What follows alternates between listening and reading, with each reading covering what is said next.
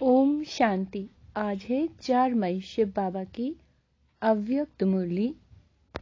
नए वर्ष को शुभ भावना गुण स्वरूप, शुभ भावना गुण स्वरूप वर्ष के रूप में मनाओ। आज नवयुग रचता बाप दादा अपने नवयुग राज्य अधिकारी बच्चों को देख रहे हैं। नव वर्ष को देख अपना नवयुग याद आता है। नवयुग के आगे यह नव वर्ष कोई बड़ी बात नहीं है। जिस नवयुग में हर व्यक्ति, हर वस्तु, प्रकृति सब नया है। नया वर्ष जब शुरू होता है ना, तो पुरानी वस्तु, पुराने व्यक्ति, स्वभाव, संस्कार, चाल चलन सब कुछ नए होते हैं। कुछ पुराने होते हैं, लेकिन आपके नव युग में पुराने का नामो निशान नहीं। व्यक्ति भी नया अर्थात सतो प्रधान, और प्रकृति भी सतो प्रधान अर्थात नई। प्रकृति में भी आजकल जैसा पुरानापन नहीं होगा। तो नवयुग की मुबारक के साथ नव वर्ष की मुबारक। आज विशेष नया वर्ष मनाने के उमंग उत्साह से खुशी खुशी से सभी पहुंच गए हैं। तो बाप दादा भी दिल से दिल की दुआओं सहित नव युग की और नए वर्ष की डबल मुबारक देते हैं। आप सभी को भी डबल याद है या सिंगल याद है? अपना नया युग नैनों के आगे बुद्धि में स्पष्ट है ना? जैसे कहेंगे कल से नया वर्ष शुरू, ऐसे ही कहेंगे कल नवयुग आया कि आया। इतना स्पष्ट है, नशा है। सभी नवयुग के राज्य अधिकारी, सभी राजा बनेंगे तो प्रजा बनाई है। आप सब तो राजा हो, लेकिन राज्य किस पर करेंगे? अपने ऊपर। तो बाप दादा नवयुग और नया वर्ष डबल देख रहे हैं। कल की बात है ना, वो भी कल और ये भी कल की बात। फिर नवयुग होगा ना। अपने नवयुग की ड्रेस यानी शरीर सामने दिखाई देती है। बस पुरानी ड्रेस छोड़ेंगे और नई ड्रेस धारण करेंगे, तो वो ड्रेस अच्छी, चमकीली, सुंदर है ना। अभी तो देखो हर व्यक्ति में कोई ना कोई नुक्स होगा। कोई की नाक टेढ़ी होगी, किसी की आंख टेढ़ी होगी, किसी के होंठ ऐसे होंगे। और नवयुग में सब नंबर 1 हर कर्मेंद्रियां एक्यूरेट होंगी। कैसी होंगी? एक्यूरेट। तो ऐसी ड्रेस सामने खूंटी पर लगी हुई है ना, बस पहननी है। अपनी ड्रेस अच्छी है, पसंद है, देख रहे हो ना। बाप दादा सदैव जब हर एक बच्चे को देखते हैं तो क्या देखते हैं? पूछ रहे हैं बाबा, क्या देखते हैं बाबा? एक तो हर एक के मस्तक की चमकती हुई मणि श्रेष्ठ आत्मा को देखते हैं, और साथ साथ हर एक बच्चे के भाग्य की श्रेष्ठ लकीर को देखते हैं। हर एक का भाग्य कितना श्रेष्ठ है। सभी का भाग्य श्रेष्ठ है ना, कि किसी का मध्यम भी है। सभी 1 है, सेकंड, थर्ड और आने वाले हैं या? अच्छा, दुनिया वाले कहते हैं आपके मुख में गुलाब, और बाप दादा क्या कहते हैं? आपके मुख में गुलाब जामुन। मिठाई खाने के लिए ही बाप दादा ने हर गुरुवार को भोग का रखा है। भोग में खुद भी खाते हो और बाप दादा को भी स्वीकार कराते हो। बाबा कहते हैं घर में बनाए नहीं बनाए, लेकिन गुरुवार को तो मीठा मिलेगा ना। और जब कभी खुशी का उत्सव होता है तो मुख ही मीठा कराते हैं। मीठा मुख अर्थात मीठा मुखड़ा। अब बाबा मीठा मुख का मतलब बता रहे हैं, अर्थात मीठा मुखड़ा। मुख मीठा तो सब करते हैं, लेकिन आप सबका मुख भी मीठा है और फेस भी मीठा या थोड़ा थोड़ा कड़वा भी है। अगर एक लकीर भी कड़वे की है तो आज वर्ष की विदाई देने के साथ साथ इस थोड़े से कड़वेपन को भी विदाई दे देना। विदाई देना आता है कि पास में रखना अच्छा लगता है, या विदाई देकर फिर बुला लेंगे, फिर कहेंगे हम तो छोड़ना चाहते हैं लेकिन माया नहीं छोड़ती। ऐसे तो नहीं कहेंगे कि हमने छोड़ दिया लेकिन माया आ गई।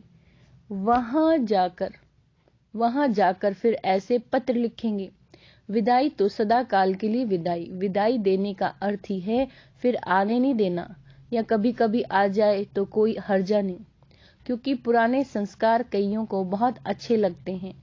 आज कहेंगे कल से नहीं होगा, और फिर परसों परवश हो जाएंगे, तो उसको विदाई नहीं कहेंगे ना। तो विदाई देना भी सीखो। वर्ष को विदाई देना तो कॉमन बात है, लेकिन आप सबको अंश वंश सहित माया को विदाई देना है। अंश मात्र भी नहीं रहे। कई बच्चे कहते हैं 75% तो फर्क पड़ गया है और भी पड़ जाएगा, लेकिन माया अंश से वंश बहुत जल्दी पैदा करती है। ध्यान देंगे, अंडरलाइन करेंगे, माया अंश से वंश बहुत जल्दी पैदा करती है। 25% अंश मात्र भी रहा तो 25 से 50 तक बहुत जल्दी पहुंच सकता है। इसीलिए अंश सहित खत्म करो। तो नए वर्ष में क्या करना है? पुराने वर्ष को विदाई देने के साथ साथ माया के अंश को भी विदाई देना है। और विदाई के साथ बधाई भी देते हो ना। कल सभी एक दो को मिलेंगे तो कहेंगे नए वर्ष की मुबारक हो, बधाई हो। तो विदाई दो और विदाई के साथ साथ अपनों को भी और दूसरों को भी सदा फरिश्ता स्वरूप की बधाई दो। है ही फरिश्ता, ऊपर से नीचे आए, अपना कार्य किया और उड़ा। फरिश्ता यही करते हैं, उड़ती कला की निशानी पंख दिखाए हैं। कभी कोई आर्टिफिशियल पंख नहीं है, लेकिन ये फरिश्तों के जो पंख दिखाते हैं उसका मतलब है फरिश्ता, अर्थात उड़ती कला वाले। तो फरिश्ता स्वरूप की बधाई स्वयं को भी दो और दूसरों को भी। सदा फरिश्ते स्वरूप की स्मृति में भी रहो और दूसरे को भी उसी स्वरूप में देखो। फलानी है, फलाना है नहीं। क्या कहा है बाबा ने? होमवर्क दिया है, खुद को भी फरिश्ता स्वरूप में स्थित रखना है और दूसरे को भी फरिश्ता स्वरूप में देखना है कि ये भी फलाना है, फलानी है। ऐसा नहीं करना है, ये भी फरिश्ता है। ये फरिश्ता संदेश देने के निमित्त है। समझा? क्या कहा बाबा ने? समझा? तो सभी को फरिश्ता स्वरूप की मुबारक हो, चाहे कोई कैसा भी हो। क्या कहा बाबा ने? चाहे कोई कैसा भी हो, लेकिन दृष्टि से सृष्टि बदल सकती है। जब दृष्टि से सृष्टि बदल सकती है तो क्या ब्राह्मण नहीं बदल सकता? आपकी दृष्टि स्मृति हर आत्मा को बदल देगी। बाप दादा को कभी कभी बच्चों पर हंसी आती है, आप लोगों को भी अपने ऊपर आती है? Question mark. बाबा कहते हैं, एक तरफ कहते हैं कि हम विश्व परिवर्तक हैं, विश्व कल्याणकारी हैं, और फिर विश्व परिवर्तक आकर कहता है कि ये मेरे से बदली नहीं होता। अपने प्रति भी कभी रूरिहान करते, चाहते हैं ये नहीं करे, फिर भी कर लेते हैं। तो विश्व परिवर्तक और स्वयं के लिए ही कहे मैं चाहता हूं लेकिन कर नहीं पाता, तो उसका टाइटल क्या होना चाहिए? उसको विश्व परिवर्तक कहना चाहिए या कमजोर कहना चाहिए? गीत सुनाते हैं ना, क्या करें कैसे करें पता नहीं कब होगा। यह गीत बाप दादा तो सुनते हैं ना। जब विश्व परिवर्तक हैं, विश्व कल्याणकारी हैं, तो क्या कोई आत्मा को नहीं बदल सकते? स्वयं को नहीं बदल सकते? अगर स्वयं परिवर्तक भी नहीं तो विश्व परिवर्तक कैसे होंगे? बाप दादा कहते हैं, इस वर्ष की विशेष दृढ़ प्रतिज्ञा स्वयं से करो। प्रतिज्ञा का अर्थ ही है कि शरीर चला जाए, लेकिन क्या कहा बाबा ने? जो प्रतिज्ञा की है वह प्रतिज्ञा नहीं जाए। जो प्रतिज्ञा करने की इतनी हिम्मत है करेंगे, डरेंगे तो नहीं। तो यही प्रतिज्ञा स्वयं से करो। कभी भी किसी भी कमजोरी व कमी को नहीं देखेंगे, किसी की कमजोरी कमी को नहीं सुनेंगे, नहीं बोलेंगे, ना सुनेंगे, ना बोलेंगे, न देखेंगे। तो ये वर्ष क्या हो जाएगा? ये वर्ष हो जाएगा शुभ भावना गुण स्वरूप वर्ष। हर वर्ष को अपना अपना नाम देते हो ना। जब ये प्रतिज्ञा सभी कर लेंगे तो ये वर्ष हुआ शुभ भावना गुण स्वरूप वर्ष। मंजूर है? बाबा पूछते हैं, मंजूर है? फिर वहां जाकर नहीं बदल जाना। फिर कहेंगे मधुबन में तो वायुमंडल बहुत अच्छा था ना, वहां तो वायुमंडल का संग था। परिवर्तक किसी के संग में नहीं आता, किसी के प्रभाव में नहीं आता। अगर परिवर्तक ही प्रभाव में आ जाए तो परिवर्तन क्या करेगा? इसीलिए इस वर्ष को गुण मुहूर्त शुभ भावना वर्ष के रूप में मनाओ। किसी की अशुभ बात को भी आप अपने पास शुभ करके उठाओ। अशुभ देखते हुए भी आप शुभ दृष्टि से देखो।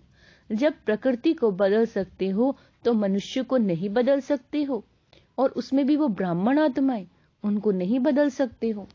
जब सबके प्रति शुभ भावना होगी तो कारण समाप्त हो जाएगा और निवारण शब्द ही दिखाई देगा। इस कारण से ये हुआ, इस कारण हुआ नहीं, कारण को निवारण में परिवर्तन करो। हिम्मत है? अच्छा। बाप दादा जब टीवी खोलते हैं तो बड़ा मजा आता है।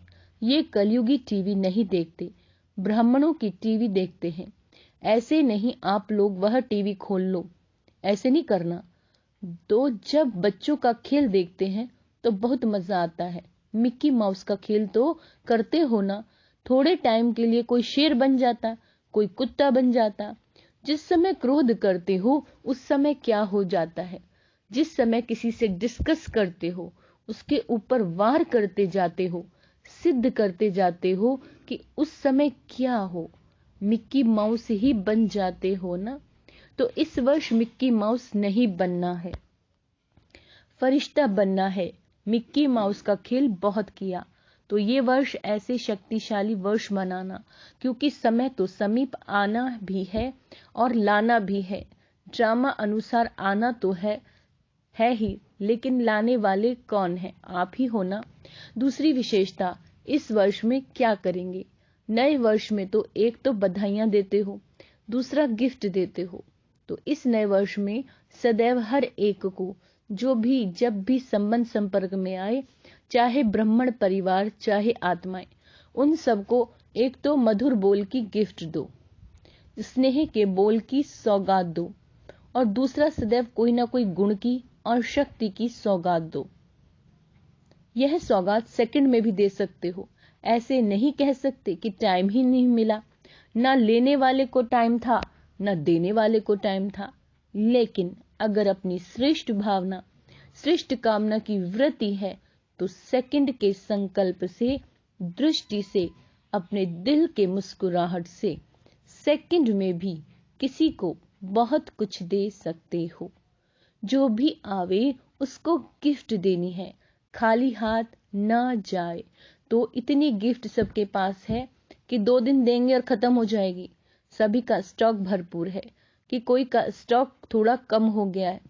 जिसके पास कम हो वो हाथ उठाओ, भर देंगे। जिसके पास कमी हो वो चिट्ठी लिखकर दादी जानकी को देना, चिट्ठी लिखकर, तो क्लास करा लेंगी। कमी नहीं रहनी चाहिए ना, दाता के बच्चे, और कमी हो तो अच्छा नहीं। इसीलिए भरपूर होकर जाना, कमी को लेकर नहीं जाना।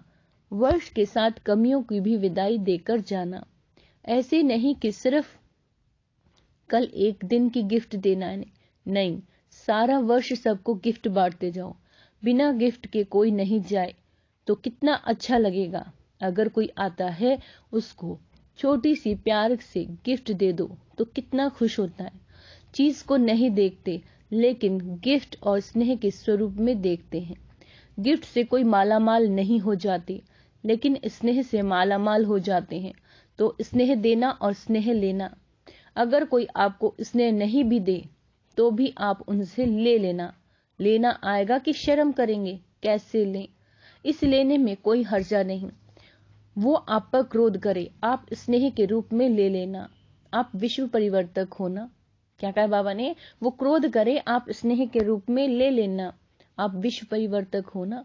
तो विश्व परिवर्तक किसी के नेगेटिव को पॉजिटिव में नहीं बदल सकता।